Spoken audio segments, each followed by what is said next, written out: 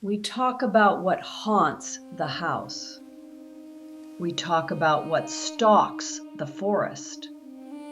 We've even uncovered what lurks inside the barn.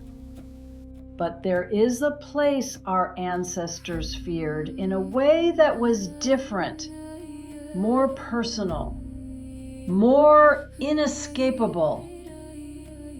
The field. The open land stretching out beyond the tree line.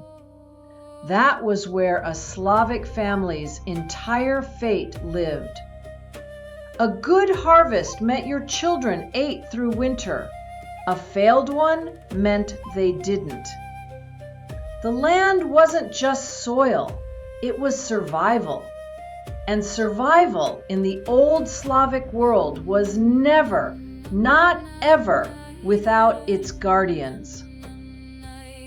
Today we are pulling back the curtain on 8 spirits that ruled the fields and open lands of ancient Slavic folklore.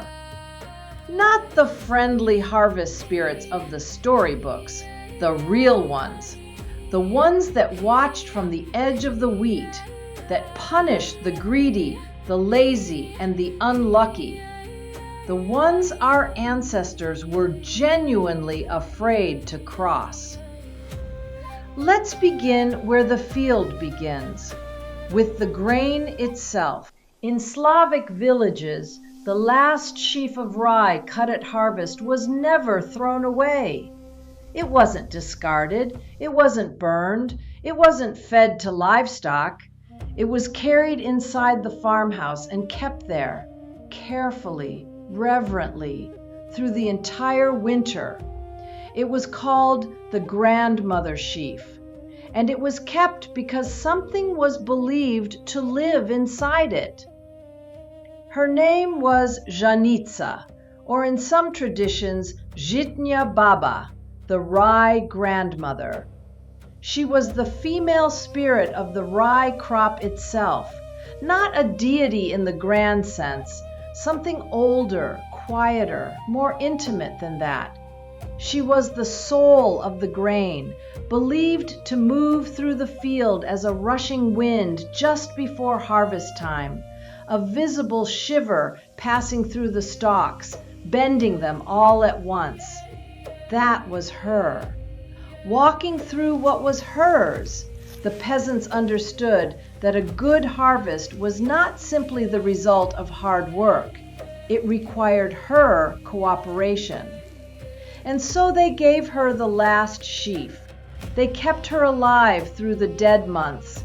And in spring, when it was time to plant again, the grandmother sheaf was returned to the soil, her spirit seeding the next year's crop. But here is where the reverence turns to something darker. Rzhanitsa did not forgive easily.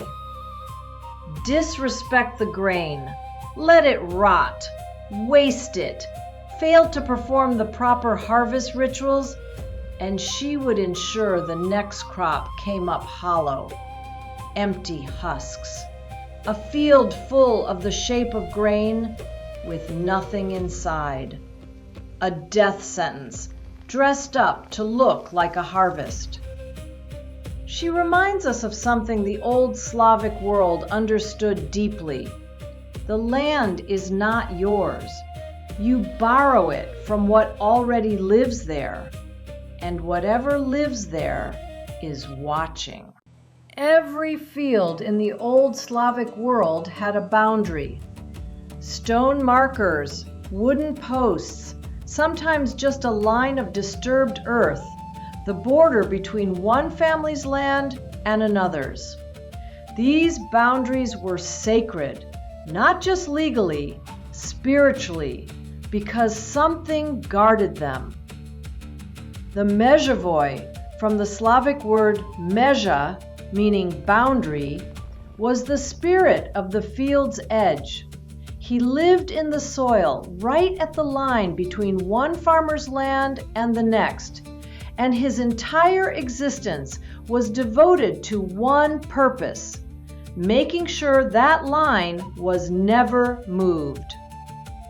You might be wondering, why would a spirit care about property lines? Because in an agricultural village where families survived or starved based on how much land they farmed, moving a boundary stone, even by just a few feet under cover of darkness, was one of the most devastating crimes a man could commit against his neighbor. It was slow theft, silent theft, the kind designed to be impossible to prove. The Mezhevoy made it impossible to get away with. If a farmer crept out at night and shifted the marker stones to claim more of his neighbor's field, the Mezhevoy would know, and he would not call for justice. He would simply deliver it. The thieving farmer's crops would grow pale and sparse. His livestock would sicken. His grain would smell wrong at harvest. His family would suffer through a winter that his neighbor's family did not. There was no appeal, no way to explain it away. The old Slavic proverb was blunt. Move the boundary stone, and you move the spirit. Move the spirit, and he moves into your house. The Mezhevoy was not a monster. He was a law, one older and harder than any written by human hands. Not every danger in the field came from breaking a sacred rule. Sometimes it came from something simpler, something more human, falling asleep. The Polevik was the lord of the open farmland, a small, filthy figure with skin the color of dark earth, grass for hair, and two eyes of completely different colors, one black, one green. He walked the fields between the crops, and he was not, strictly speaking, hostile. He simply had no patience for weakness. If you worked the field, if you were out there turning soil, planting, harvesting, the Polevik left you alone. He respected labor. He understood labor. The field existed to be worked. But if you were a traveler passing through and didn't know where you were going, he would lead you. He would appear just ahead of you, a small hunched shape moving through the wheat, and something in you would follow, not out of trust, out of confusion. Because the field has a way of disorienting you, of making every row look like every other row, of stealing your sense of direction until you realize you've been walking for an hour and you are exactly where you started. That was the Polevik's work. Circles. Endless, quiet circles. And for those foolish enough to drink too much and sleep in the field, he was less patient.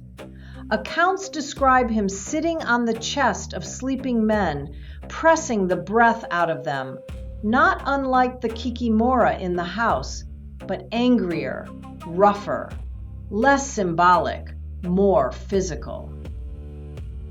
The field was not a place to wander, it was a place to work. The Polevik made sure you understood the difference. We're only halfway through what the open land was hiding. If you're finding this dive into the darker side of Slavic folklore as fascinating as I do me a favor and hit that subscribe button. There is so much more forgotten lore still to uncover. And trust me, what's coming in the second half of this list is darker still. You may know the Kikimora. You may have heard about the household spirit, the crooked woman spinning thread in the moonlight, the weight on your chest in the dark, the agent of domestic chaos. If you haven't, that story is waiting for you on this channel. But what most people don't know is that the Kikimora has a sister. The Kikimora Polevaya, the field Kikimora, is a different creature entirely. Where the household Kikimora haunted the home, this one lived at the boundary of abandoned fields and crossroads between farmland, the forgotten places, the edges. She didn't attack. She didn't confront.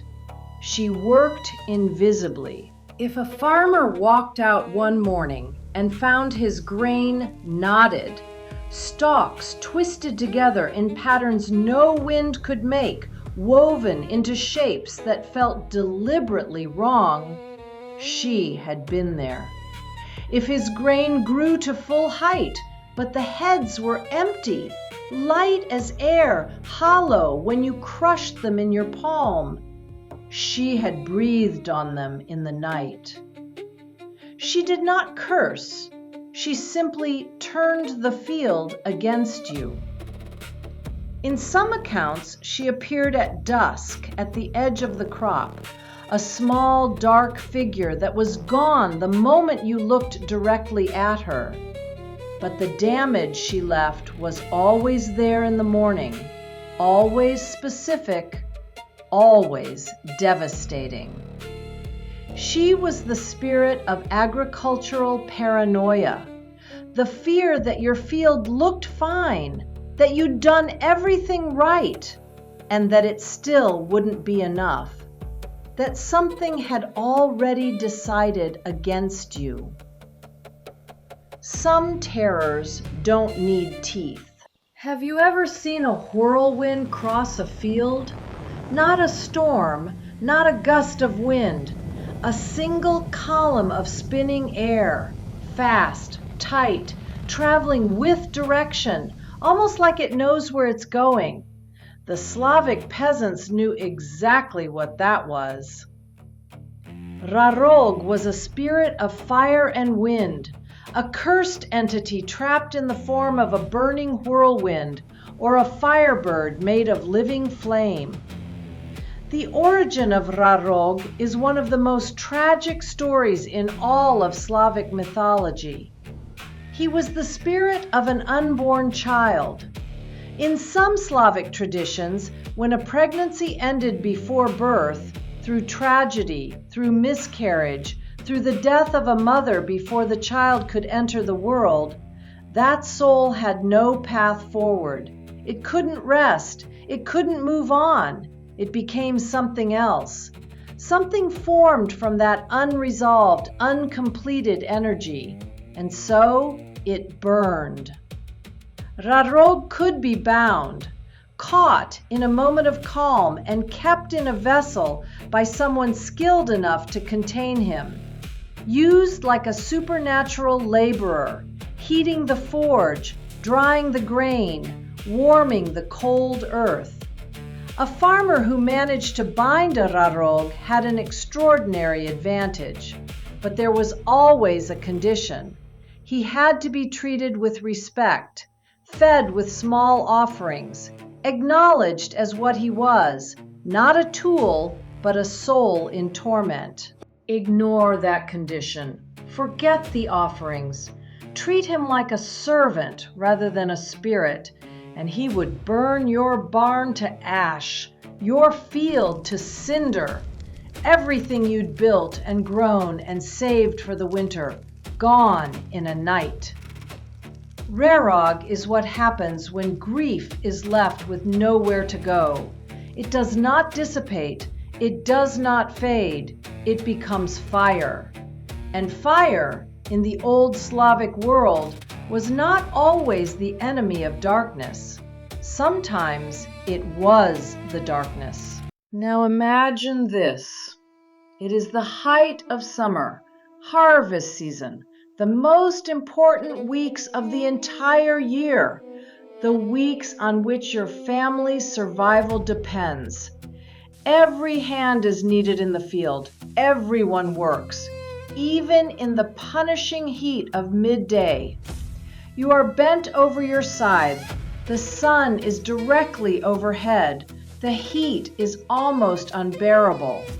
And then you notice at the edge of the field a figure, a woman, beautiful, moving toward you through the heat shimmer, or sometimes just a whirling column of dust that stops exactly where you're standing.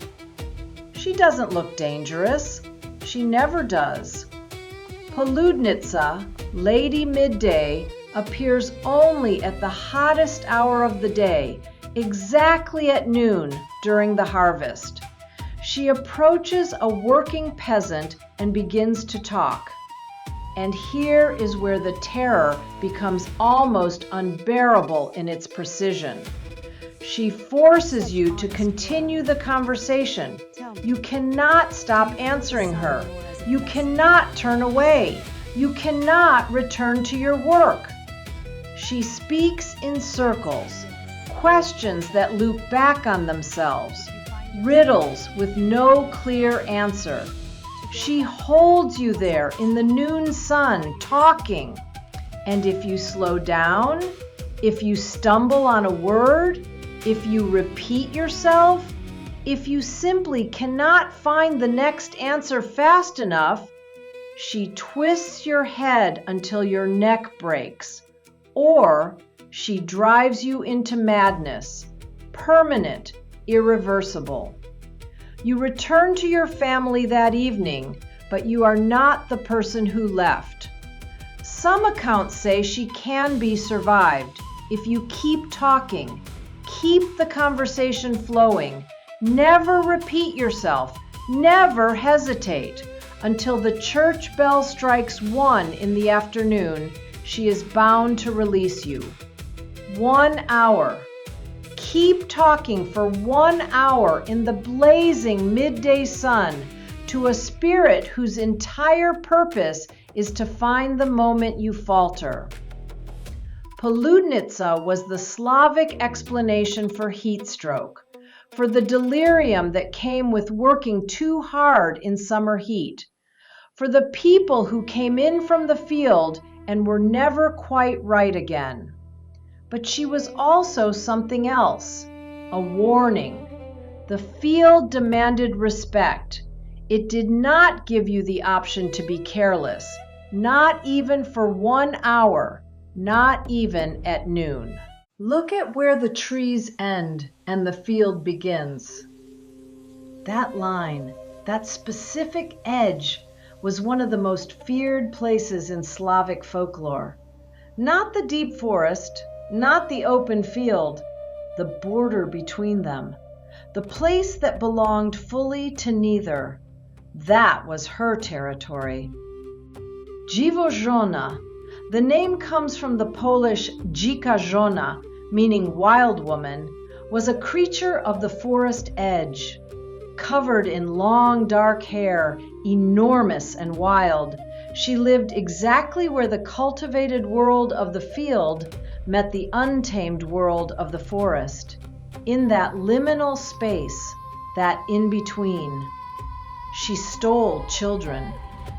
Specifically, she targeted infants who had not yet been baptized. In the old Slavic world, baptism was not merely a religious ritual. It was believed to be the act that anchored a child's soul, that gave it protection, identity, a place in the spiritual order of things. Before baptism, a child was considered vulnerable, incomplete. Dziwożona knew this. She would enter a home, sometimes through an unlocked window, sometimes slipping in through the dark when a mother was exhausted, take the infant and leave something behind in its place. A changeling, a creature of the forest wearing a human child's appearance, but hollow behind the eyes, wrong in ways the parents couldn't immediately name. The Slavic precautions were desperate and specific. Never leave an unbaptized child alone. Never leave them near an open window after dark. Hang iron above the cradle. Iron was believed to repel her. Keep light burning through the night. And whatever you do, do not let yourself be lured to the forest edge after sunset, because she doesn't only take children. She takes anyone foolish enough to step into that space between. Every spirit on this list came for something specific. The Rye Mother watched the grain. The Mezhevoy guarded the boundary. The Polevik punished the wanderer.